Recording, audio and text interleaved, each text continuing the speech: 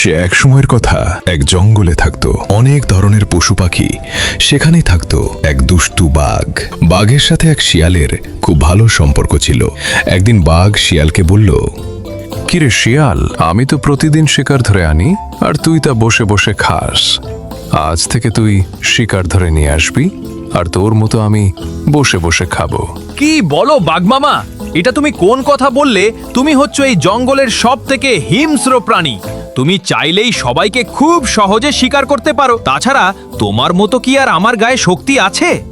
আমি অত কিছু শুনতে চাই না শিয়াল, তুই যা আর আমার জন্য খাবার নিয়ে আয়। আর যদি খাবার ছাড়া আমার এখানে আসিস তাহলে তো বুঝতেই পারছিস তোকে ধরে খাবো।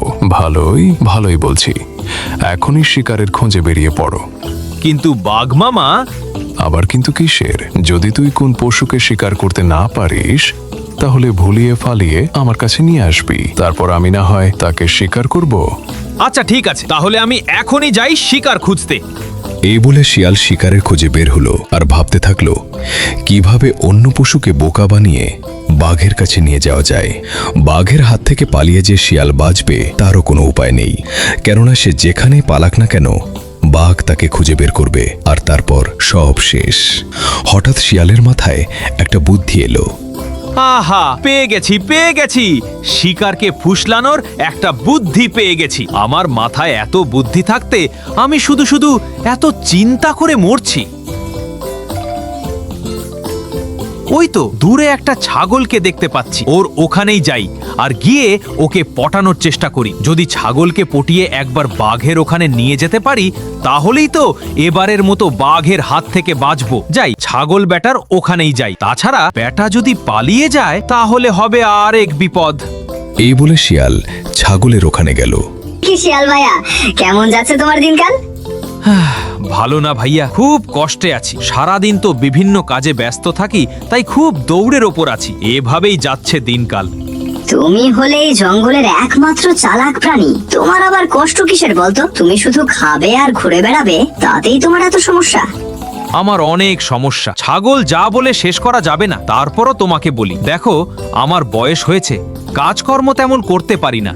এদিকে বাঘ মামা আমাকে একটা খাবারের দায়িত্ব দিয়েছে। এই বনে যত পশু আছে সবাইকে আজ তার গুহায় নিমন্ত্রণ করেছে। বাঘ মামা রান্না করে নিজের হাতে সবাইকে খাওয়াবে। বলো, এই বয়সে বনে ঘুরে ঘুরে সব পশু পাখিকে খুঁজে বের করার সাধ্য কি এখন আমার আছে? এমনি আমি আর আগের মতো চলাফেরা করতে পারি না, তার উপর দাওয়াতের দায়িত্ব। তাই নাকি? তাহলে যৌবনকালে তোমার অনেক দাম ছিল, বুড়ো হলে সবার সাথে এমনটাই হয়। কিছু করার নেই শিয়াল ভাইয়া, আল্লাহ যা করেন ভালোর জন্যই করেন।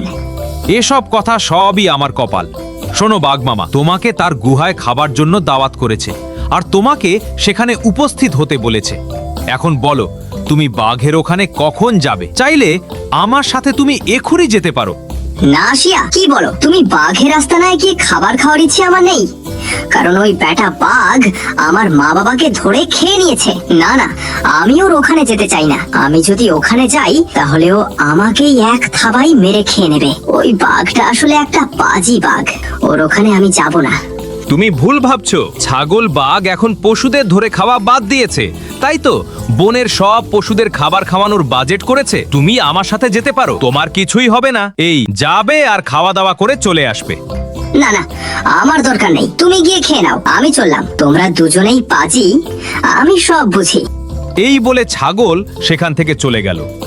শিয়াল চলল অন্য পশুকে পটানোর জন্য, কেননা কাউকে নিয়ে যেতে না পারলে তার জীবন মরণ সমস্যা। তাই হাল ছাড়লে তো হবে না। এভাবে চলতে চলতে শিয়াল জঙ্গলের ভেতর দিয়ে যাওয়ার সময় গাছে একটা বানরকে দেখতে পায়। কি বানর ভাই, কেমন আছো? এই চলছে কোনো রকম। তাই তোমার খবর কি? খুব একটা ভালো না। কেন, কোনো সমস্যা হয়েছে নাকি? শোনো, তাহলে বাঘ মামা আমাকে একটা দায়িত্ব দিয়েছে। বনের সব পশুদের দাওয়াত করে তার গুহায় নিয়ে যেতে হবে। আজ বাঘ মামা সবাইকে নিজের হাতে রান্না করে খাওয়াবে, যার কারণে সকাল থেকে সব পশুদের দাওয়াত করে বাঘের গুহায় নিয়ে যেতে হচ্ছে। ও তাই নাকি? এটা তো খুব ভালো খবর। তা তো ভালোই, তোমাকেও বাঘ মামা দাওয়াত করেছে। আর এখনই তার গুহায় গিয়ে তোমাকে খাবার খেয়ে বলেছে। তুমি কি এখন বাঘের গুহায় আমার সাথে যাবে? বাঘ মামা অনেক মিষ্টিরও ব্যবস্থা করেছে, বুঝতেই তো পারছো। বনের রাজার দাওয়াত বলে কথা, কোন কিছু কম করলে কি হয়? না না ভাই, ছেঁড়া খেতায় শুয়ে লাখ টাকার স্বপ্ন দেখতে চাই না। তুমি বরং অন্য কেউ যায় কিনা দেখো গে। আমি বাঘের গুহায় যেতে পারবো না। ওই শয়তান বাঘ খাবারের নামে ডেকে দেখা যাবে আমাকেই খেয়ে নেবে। ও আমার দরকার নেই। তুমি এখন এখান থেকে যাও তো বাপু, আমার অনেক কাজ পড়ে আছে। বানরের কথা শুনে শিয়াল সত্যি চিন্তায় পড়ে যায়, তবুও হাল ছাড়ে না। অবশেষে শিয়াল ভাবে সে হরিণের কাছে যাবে। যেমনি ভাবা তেমনি কাজ। সে সোজা গিয়ে হরিণের ওখানে গিয়ে পৌঁছায়। আরে শিয়াল ভাইয়া যে তাই, এই গরিবের এখানে কি মনে করে? বাঘ মামার কথাই তোমার এখানে আসতে হলো। তিনি তোমাকে দাওয়াত করেছে আর এখনই আমার সাথে তোমাকে যেতে বলেছে, কারণ বাঘ মামা সব পশুদের তার গুহায় ডেকেছে তার নিজের হাতে রান্না করে সবাইকে খাওয়ানোর জন্য। তোমাকে নাকি যেতেই হবে। বাঘ মামা বারবার করে তোমার কথা বলেছে, এ কারণেই তোমার কাছে আসা। কি বলো শিয়াল? বাঘ সবাইকে ডেকেছে আর একসাথে এতগুলো পশুদের খাবারের ব্যবস্থা করেছে? আরে হ্যাঁ, বাঘ মামা এরপর থেকে আর কোনোদিন বনের কোন পশুকে শিকার করবে না। তাই আজ সবাইকে ডেকে এই কথাটা বলতে চাচ্ছে আর সবাইকে তার পক্ষ থেকে ভালো মতো খাওয়াতে চাচ্ছে। তুমি তাড়াতাড়ি তৈরি হও আর আমার সাথে চলো। তাই নাকি? তাহলে আর দেরি কিসের? এখনই চলো আর গিয়ে তাড়াতাড়ি খাবারগুলো খেয়ে আসি। বাঘ মামা যেহেতু দাওয়াত করেছে, নিশ্চয়ই অনেক রকমের খাবার বানিয়েছে। গেলে তো পেট ভরে খেতে পাবো। যাক, শেষ পর্যন্ত কিন্তু শিকার তাহলে মিলল।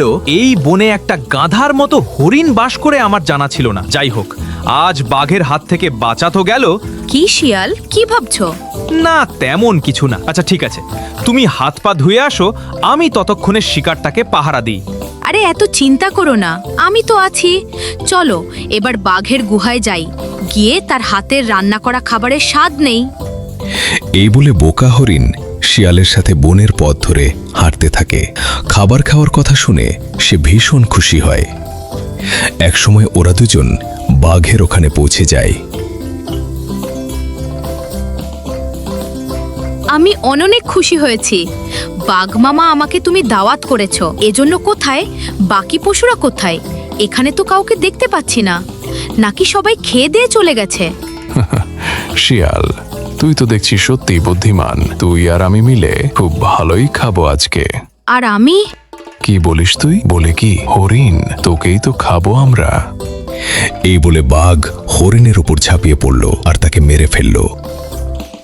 শিয়াল, হরিণকে তো মেরে দিলাম, ওকে মারতে গায়ে অনেক ধুলাবালি জমে গেছে। তুই একটু অপেক্ষা কর, আমি হাত পা ধুয়ে এক্ষুনি আসছি। আচ্ছা ঠিক আছে, তুমি হাত পা ধুয়ে আসো, আমি ততক্ষণে শিকারটাকে পাহারা দিই। বাঘ সেখান থেকে চলে গেল। বাঘ সেখান থেকে যেতেই সে মনে মনে বলল, আজ আবারও আমি আমার বুদ্ধির পরিচয় দেব। হরিণের সবচেয়ে সুস্বাদু খাবার হলো ওর মগজ। আজ আমি ওটাকে খেয়ে নিই, দেখি বাঘ আমার কি করে। শিয়াল তখন এদিক ওদিক তাকিয়ে হরিণের মগজ খেয়ে নিল। কিছু সময় পর বাঘ হাত পা ধুয়ে সেখানে আসলো। বাঘ হরিণের মগজ খেতে গিয়ে সে থমকে দাঁড়ালো আর শিয়ালের দিকে তাকিয়ে বলল, শিয়াল, হরিণের মগজ কোথায় গেল? তুই কি সব খেয়ে ফেলেছিস নাকি? বাঘ মামা, তুমি আমাকে ভুল বুঝছো। এসব গাধার মতো বোকা হরিণের মগজ থাকে না। ওর মাথায় যদি মগজ থাকতো তাহলে ও আমাদের চালাকি ঠিক বুঝতে পারতো। এই হরিণ সেই হরিণ না, এ বনের সব হরিণ থেকে আলাদা। কারণ এ হচ্ছে বোকা, আর বোকাদের এই জঙ্গলে থাকার কোনো অধিকার নেই। তাই তো আমি তাকে খাবার জন্য নিয়ে আসলাম। বাহ শিয়াল, আজ আমি তোর প্রতি খুব খুশি হয়েছি। তুই আসলে বনের একমাত্র চালাক প্রাণী। কত সুন্দর করে তুই হরিণটাকে ভুল ভালো বুঝিয়ে এখানে নিয়ে এসেছিস। আসলেই তোর প্রশংসা করতে হয়। আরে মামা, এসব তুমি কি বলছো? আমরাই তো প্রশংসার কিছু নেই। তা তুই ঠিক বলেছিস, আজকে খাবারটা খুব ভালোই হবে। কি বলিস শিয়াল?